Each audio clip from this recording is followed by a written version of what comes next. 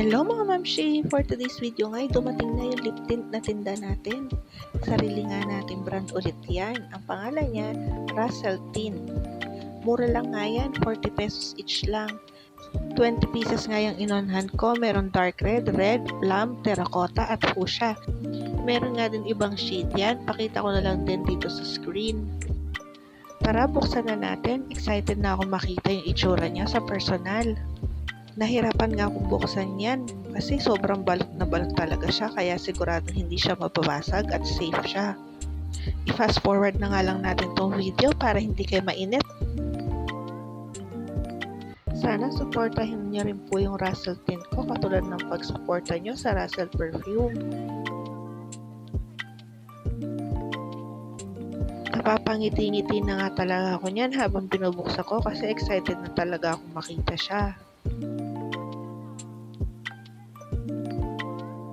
At ayan na, unti-unti ko nang nakikita yung itsura niya. Ang ganda niya. Grabe, gusto ko yung pagkakagawa niya.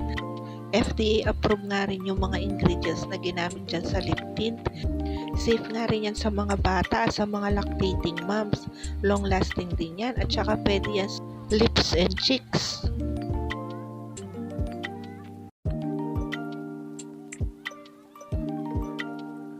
Ayan, nabuksan ko na lahat. Yung nakalagay naman dyan sa papel na yan, yan naman yung pinaka-packaging niya.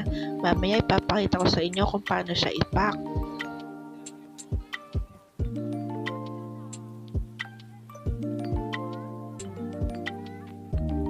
Kasama na nga rin dyan yung packaging niya for free para magandang tingnan yung tint natin.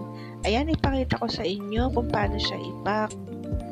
Ang cute talaga ng packaging natin. Isa rin yan sa reason kaya dyan ako sa supplier na yan umorder kasi nakakaganda ng product yung ganyan nila na ginawa. Ang klase niya tingnan pero mura lang naman yung tint natin. Nasa 40 pesos each lang naman yan. Kaya bilhin na kayo o kaya order kayo ng gusto niyo na shade. Samahan niyo muna akong ayusin yung mga tint natin. Ilagay na natin siya sa packaging niya.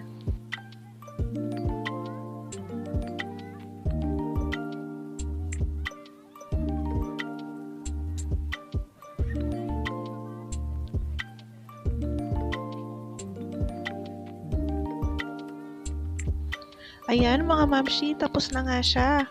Kung gusto nyong umorder, PM nyo lang ako, on hand na yan. Thank you for watching. See you on my next vlog. Bye!